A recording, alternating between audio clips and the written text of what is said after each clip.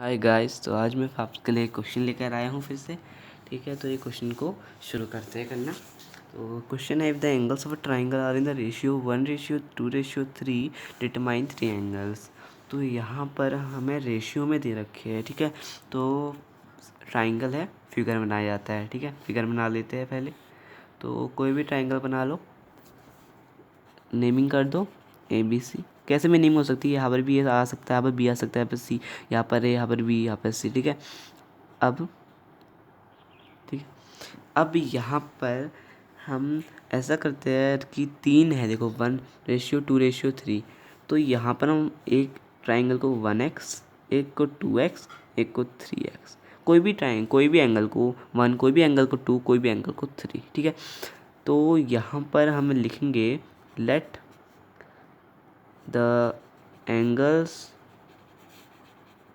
Of the triangle, साइन होता है ट्राइंगल का ना, triangle B 1x, 2x and 3x। ठीक है, तो हमने मान लिया है, सपोज करा है कि ये 1x है, 2x है, 3x है। देखो जब भी रेशियो लिखा आता है, रेशियो में आता है ना गिवन, तो हम ऐसे ही लेते हैं। हम x भी ले सकते हैं, पर y भी ले सकते हैं, z भी, कोई भी वेरिएबल। ठीक है, नॉर्मली हम x ही लेते हैं क्योंकि x हमें ज़्यादा कन्वीनियंट रहता है। ठीक है, इस मामले में तो अब यहाँ पर हम लिखेंगे कि देखो, अब एंगल सम प्रॉपर्टी लगेगी इसमें। तो angle A plus angle B plus angle C is equal to 180 degree. अब क्यों एंगल सम प्रॉपर्टी, ठीक है, शॉर्ट फॉर्म में लिख रहा हूँ एंगल सम प्रॉपर्टी की। ठीक है, तो यहाँ पर 1x plus 2x plus 3x। ठीक है, ये देखो मैंने यहाँ पर जो B है ये मैंने 3x ले रखा है, पर मैंने यहाँ पर लिख लिया है 3x। तो तुम ऐसा कर सकते हो, इसको 3 मान लो, इसको 2 मान लो। ठीक है, अब सही हो रहा है ना।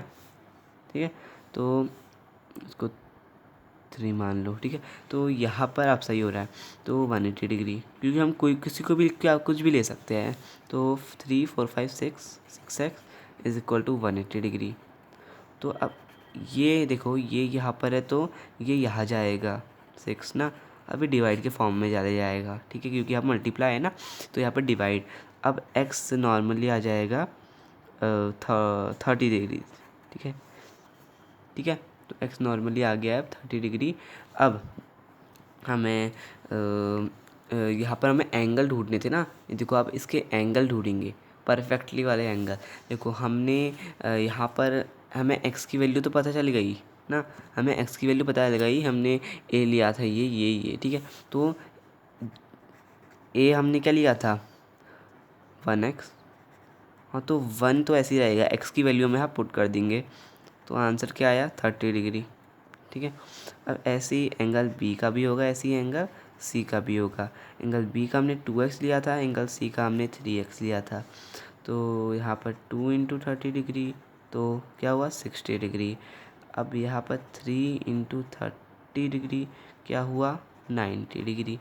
अब ये देखो, ये कंप्लीट हो गया है, तो हमें इसकी मेज़रमेंट मिल गई है। एक एंगल है 30 डिग्री का, एक एंगल 60 डिग्री का, एक एंगल है 90 डिग्री का। ठीक है, तो तीनों एंगल मिल चुके हैं। अब हमें इसको चेक करने के लिए क्या करना है, चेक करने के लिए हमें इन तीनों को जो एंगल है इसको प्लस कर देना है, क्योंकि हमने पढ़ा है कि एंगल सम प्रॉपर्टी क्या कहती है कि तीनों एंगल का सम होता है 180। तो अगर हम अब चेक कर लेते हैं। ठीक है, अब चेक कर रहा हूँ मैं, ध्यान से देखना। ठीक है, चेक, तो चेक करने से 30 degree plus 60 degree plus 90 degree is equal to कितना हो रहा है वो चेक कर लो। ठीक है, तो यहाँ पर 6 7 8 9 90 हो गया, 90 प्लस 90 180। देखो, तो ये 180 आ रहा है, और हमने पढ़ चुके थे हम कि एंगल सम प्रॉपर्टी क्या कहती है कि तीनों एंगल का सम 180 होगा। देखो यहाँ पर 180 आ रहा है, मतलब ये जो हमने 3 मेज़रमेंट निकाले ये बिल्कुल सही है। ठीक है, तो बाय बाय।